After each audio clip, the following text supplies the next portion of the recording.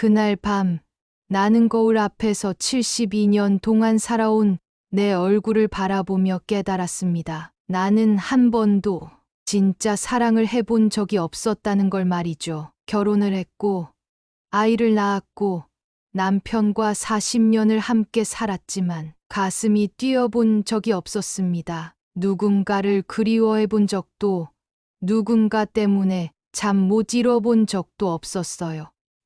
그저 주어진 역할을 해왔을 뿐이었죠. 하지만 그 모든 게 바뀐 건 바로 한 달 전이었습니다. 남편이 세상을 떠난 지 3년째 되던 해였어요. 사람들은 제게 말했죠. 이제 자유롭게 살라고, 하고 싶었던 일들을 해보라고. 하지만 저는 뭘 하고 싶은지조차 몰랐습니다. 40년 동안 아내로, 엄마로만 살았던 제게 나라는 존재는 너무 낯설었거든요. 매일 같은 시간에 일어나고, 같은 메뉴로 밥을 해 먹고, 같은 드라마를 보며 하루를 보냈어요. 그러다 잠들기 전 천장을 바라보며 생각했죠. 이게 내 인생의 전부인가? 아이들은 각자의 삶이 바빠 명절에나 얼굴을 보고 친구들이라고 할 만한 사람도 없었어요. 동네 아줌마들과 나누는 이야기라곤 자식 자랑이나 시장 물가 얘기뿐이었죠. 그런데 더 서글픈 건 남편과의 추억을 떠올려 봐도 가슴이 따뜻해지지 않는다는 거였어요. 좋았던 기억도, 설렜던 순간도 아무것도 없었습니다. 그저 함께 살았을 뿐이었어요. 결혼식 날도 기억나지 않고 신혼여행에서 뭘 했는지도 기억나지 않아요. 첫 아이를 가졌을 때도 남편이 어떤 반응을 보였는지 전혀 기억이 나지 않습니다. 우리는 부부였지만 연인은 아니었던 거죠. 그렇게 허전한 마음을 달래려고 시작한 게 동네 도서관 나들이였어요. 집에서 혼자 있으면 너무 적막해서 사람들 소리라도 들으려고 갔던 거였죠. 도서관에는 저처럼 혼자 시간을 보내는 어르신들이 많았어요. 신문을 보시는 분들, 잡지를 뒤적이시는 분들, 모두 조용히 각자의 시간을 보내고 계셨죠. 처음엔 저도 그냥 의자에 앉아 시간만 보냈어요. 책을 펼쳐놓긴 했지만 글자가 눈에 들어오지 않았거든요. 그런데 어느 날 사서분이 제게 다가와서 말씀하시더라고요. 어르신, 저희 도서관에서 작은 독서 모임을 하는데 참여해 보시겠어요?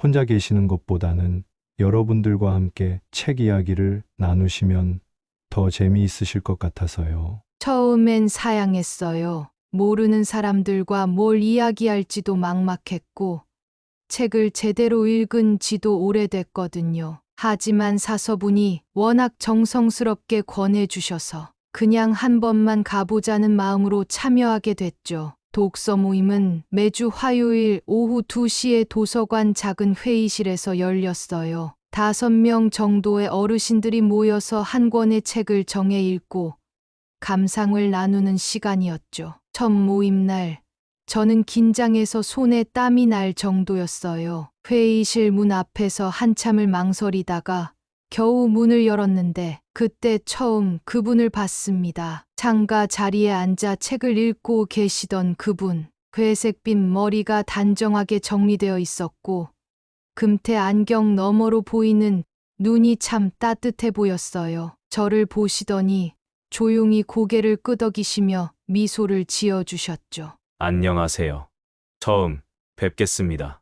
그분의 목소리는 어떻게 표현해야 할까요? 나이에 비해 젊어 보이는 목소리였어요. 무엇보다 정말 따뜻했죠. 오랫동안 누군가에게서 그런 따뜻함을 느껴본 적이 없었거든요. 그날 우리가 읽었던 책은 박완서 선생님의 소설이었어요. 여성의 삶에 대한 이야기였는데 다들 자신의 경험담을 하나씩 들려주셨죠. 다른 분들이 이야기할 때 저는 그분이 어떤 표정을 짓는지 계속 훔쳐봤어요. 진지하게 듣고 계시는 모습이 왠지 모르게 마음에 들었거든요. 누군가의 이야기에 그렇게 집중해서 듣는 사람을 본 게 정말 오랜만이었어요. 제 차례가 되었을 때는 목소리가 떨렸어요. 뭘 말해야 할지도 모르겠고, 괜히 이상한 소리를 할까봐 두렵기도 했죠. 그런데 그분이 저를 바라보시며 고개를 끄덕여 주시는 걸 보니까 용기가 났어요. 저는 이 소설의 주인공처럼 살아온 것 같아요. 남편과 아이들을 위해서만 살았는데, 정작 제 자신이 뭘 원하는지는 한 번도 생각해 본 적이 없었거든요. 그렇게 말하고 나니까 가슴이 뻥 뚫리는 기분이었어요. 그동안 누구에게도 하지 못했던 말을 처음으로 내뱉은 거였죠. 모임이 끝나고 나서 그분이 저에게 다가오셨어요. 오늘 하신 말씀 정말 공감이 됐어요. 저도 비슷한 생각을 많이 했거든요. 그리고는 조심스럽게 물어보셨죠. 혹시 괜찮으시다면 다음에 커피 한잔 하면서 이야기를 더 나눠보실까요? 그 순간 제 가슴이 두근거렸어요. 정말로요. 이른이 넘은 나이에 이런 감정을 느낄 줄 몰랐거든요. 얼굴이 빨개지는 게 느껴져서 당황스러웠지만 동시에 이상하게 기분이 좋았어요. 네, 좋아요. 그렇게 대답한 제 목소리가 평소보다 작았던 걸 기억해요. 일주일 후, 우리는 도서관 근처 작은 카페에서 만났어요. 약속 시간보다 30분이나 일찍 나갔는데 그분은 이미 와서 기다리고 계시더라고요. 일찍 오셨네요. 저도 일찍 왔어요. 집에서 가만히 있으니까 괜히 초조해져서요. 그분의 솔직한 말에 저도 웃음이 나왔어요. 저만 그런 게 아니었던 거죠. 카페는 조용하고 아늑했어요. 창가 자리에 앉아서 따뜻한 커피를 마시며 이야기를 나눴는데 시간이 어떻게 흘러갔는지도 모를 정도였어요. 그분의 이름은 김민수였어요. 저보다 2살 많은 74이셨죠. 평생 중학교에서 국어를 가르치셨고 아내를 5년 전에 먼저 보내셨다고 하더라고요. 선생님도 혼자 지내기 힘드시겠어요. 처음엔 정말 힘들었어요. 그런데 이상하게도 지금은 혼자인 게 더 편할 때가 많아요. 뭐랄까, 이제야 진짜 제 자신과 마주할 수 있는 시간이 생긴 것 같달까요? 그분의 말에 깊이 공감했어요. 저도 똑같은 기분이었거든요. 저도 그래요. 남편이 있을 때는 항상 누군가를 챙겨야 한다는 생각에 바빴는데 지금은 오히려 제가 뭘 좋아하는지 알아가는 시간인 것 같아요. 우리는 책 이야기를 했어요. 어릴 때 읽었던 소설들, 감명 깊게 본 영화들, 그리고 젊었을 때 꿈꿨던 일들까지. 그분은 젊었을 때 시를 썼다고 하셨어요. 교사 일을 하느라 포기했지만 지금도 가끔 끄적거린다고 하시더라고요. 언젠가 시간이 되면 제가 쓴 시를 보여드릴게요. 정말요? 저는 글을 잘 모르지만 그래도 읽어보고 싶어요. 그때 그분이 저를 바라보시며 말씀하셨어요. 선생님이 웃으실 때 참 따뜻한 기분이 들어요. 그 말에 제 가슴이 쿵 하고 내려앉았어요. 평생 누구에게서도 들어본 적 없는 말이었거든요. 남편도 아이들도 제 웃음에 대해 그런 말을 해준 적이 없었어요. 얼굴이 화끈거렸지만 동시에 너무 기뻤어요. 이런 감정이 이게 설렘이라는 건가요? 그 후로 우리는 일주일에 한 번씩 만나기 시작했어요. 때로는 카페에서, 때로는 공원을 산책하면서 이야기를 나눴죠. 민수 씨는 정말 좋은 사람이었어요. 제 이야기를 끝까지 들어주셨고, 무엇보다 저를 판단하지 않으셨어요. 제가 가끔 이상한 말을 해도 고개를 끄덕이며 이해한다는 표정을 지어주셨죠. 어느 날, 우리는 한강 공원을 걸었어요. 가을이었는데, 단풍이 정말 예뻤거든요. 벤치에 앉아서 강물을 바라보며 이야기를 나누는데 갑자기 민수 씨가 말씀하셨어요. 선생님, 저는 아내와 살 때도 이렇게 편안한 적이 없었어요.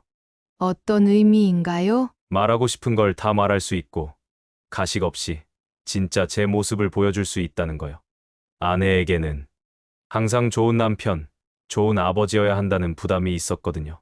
저도 똑같았어요. 남편 앞에서는 항상 좋은 아내, 현명한 엄마여야 한다고 생각했었죠. 진짜 제 모습을 보여준 적이 없었어요. 저도 그래요. 지금이야말로 진짜 제가 되어가는 시간인 것 같아요. 그때 민수 씨가 조심스럽게 제 손을 덮으셨어요. 순간 전기가 흐르는 것 같았죠. 그 따뜻한 체온이 제 마음까지 따뜻하게 만들었어요. 선생님과 함께 있으면 세상이 다르게 보여요. 그분의 목소리가 떨리고 있었어요. 저도 마찬가지였고요. 시간이 흐를수록 우리는 더 가까워졌어요. 매일 전화로 안부를 묻고 함께 보내는 시간도 늘어났죠. 민수 씨는 정말 섬세한 분이었어요. 제가 좋아하는 것들을 하나하나 기억하고 계셨거든요. 제가 달달한 커피를 좋아한다는 걸 알고는 집에서 직접 설탕을 넣어 타오셨고, 제가 꽃을 좋아한다는 걸 알고는 가끔 작은 꽃다발을 사오시기도 했어요. 이렇게 누군가를 챙기는 게 이렇게 기쁜 일인 줄 몰랐어요. 민수 씨의 말에 저도 공감했어요. 의무감으로 하는 일과 마음에서 우러나와서 하는 일은 이렇게 다른 거였구나. 처음 알았어요. 어느 겨울날, 눈이 내리는 날이었어요. 우리는 따뜻한 찻집에 앉아 창밖에 눈을 바라보고 있었는데 민수 씨가 갑자기 말씀하셨어요. 선생님, 저는 지금 행복해요. 정말로요. 저도요. 이 나이에 이런 감정을 느낄 줄 몰랐어요. 젊었을 때도 느껴보지 못한 감정을요. 그분의 눈이 촉촉해져 있었어요. 저도 마찬가지였고요. 이게 사랑인가요? 제가 물었을 때 민수 씨는 고개를 끄덕이셨어요. 그런 것 같아요. 늦었지만 진짜 사랑을 하고 있는 것 같아요. 그 순간 제 가슴이 벅차올랐어요. 일은 넘어서 처음 느끼는 감정. 이게 바로 사랑이었구나. 하지만 현실은 만만하지 않았어요. 주변 사람들의 시선이 부담스러웠거든요. 동네 사람들이 수근거리기 시작했어요. 우리가 함께 있는 모습을 본 사람들이 이야기를 퍼뜨린 거죠. 사람들의 수근거림이 귀에 들어올 때마다 마음이 아팠어요. 하지만 더 아픈 건 아이들의 반응이었어요. 큰딸이 어느 날 찾아와서 말하더라고요. 엄마, 요즘 이상한 소문이 돌던데 정말인가요?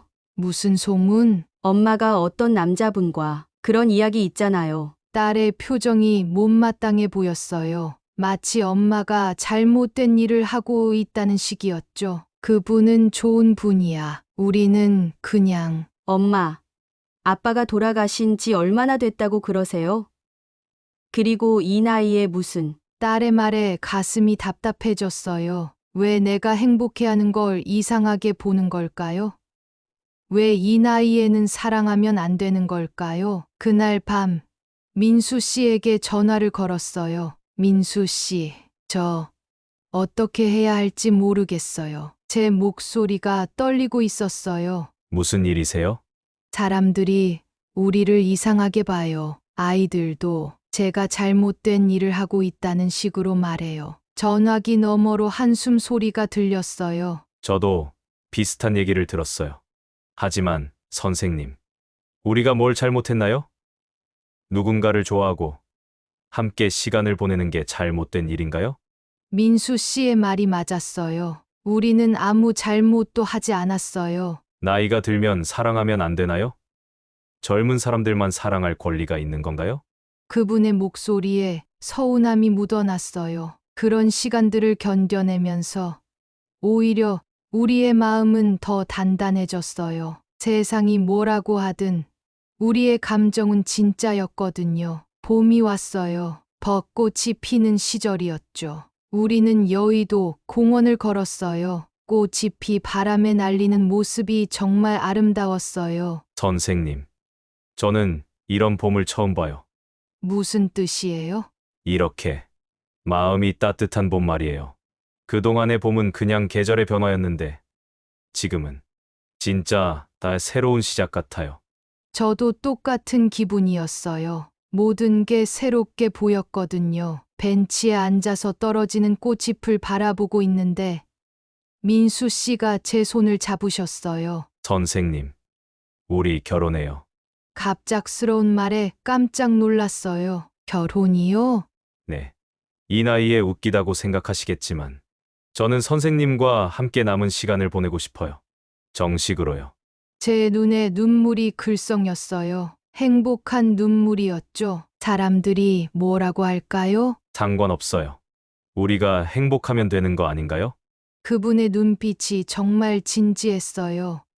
저도 민수 씨와 함께하고 싶어요. 그렇게 대답한 순간 마음이 정말 가벼워졌어요. 마침내 제 진짜 마음을 인정한 거였거든요. 우리는 조용한 결혼식을 올렸어요. 가족들은 처음엔 반대했지만 우리의 진심을 알고는 마지못해 축복해 주었죠. 결혼식장에는 몇 안 되는 사람들만 참석했어요. 독서 모임 친구들, 몇몇 지인들, 그리고 마음을 돌린 아이들까지 웨딩 드레스 대신 단정한 한복을 입었어요. 거울 속 제 모습이 이상하게 젊어 보였어요. 행복해서 그런 걸까요? 민수 씨도 정말 멋있어 보이셨어요. 새 양복을 입고 머리도 단정하게 정리하신 모습이 마치 젊은 신랑 같았어요. 식이 끝나고 우리는 작은 식당에서 조촐한 피로연을 했어요. 그때 독서 모임 친구 한 분이 말씀하시더라고요. 정말 보기 좋아요. 나이가 들어서도 이렇게 사랑할 수 있다는 게 우리 모두에게 희망이 되는 것 같아요. 그 말에 모든 분들이 고개를 끄덕이셨어요. 결혼 후의 생활은 정말 달랐어요. 같은 공간에 있어도 서로를 배려하고 작은 것 하나하나에도 감사했거든요. 아침에 일어나서 민수 씨가 끓여주는 커피를 마실 때마다 행복했어요. 그분도 제가 해드리는 아침밥을 정말 맛있게 드셨죠. 이런 게 부부구나. 어느 날 아침 문득 그런 생각이 들었어요. 지금까지 알고 있던 부부와는 완전히 다른 모습이었거든요. 서로의 취미도 존중해줬어요. 민수 씨가 시를 쓸 때는 방해하지 않았고, 제가 뜨개질을 할 때도 옆에서 조용히 책을 읽으셨죠. 무엇보다 대화가 즐거웠어요. 하루 종일 함께 있어도 할 말이 끊이지 않았거든요. 어린 시절 이야기, 젊었을 때 꿈들, 그리고 앞으로의 계획까지. 우리 같이 여행 가볼까요? 민수 씨의 제안에 저는 망설였어요. 평생 여행다운 여행을 해본 적이 없었거든요. 제가 여행을 잘 모르는데. 괜찮아요. 저도 마찬가지예요. 우리 같이 배워가면 되죠. 그렇게 시작된 첫 여행은 제주도였어요. 비행기를 타는 것도 처음이었는데 민수 씨가 제 손을 꼭 잡아주셔서 무섭지 않았어요. 제주도에서 보낸 사흘이 정말 꿈 같았어요. 바다를 보면서 걸었고 맛있는 음식도 먹었고 예쁜 카페에서 차도 마셨죠. 호텔 방에서 바다를 바라보며 민수 씨가 말씀하셨어요. 이런 여행을 젊었을 때 했다면 어땠을까요?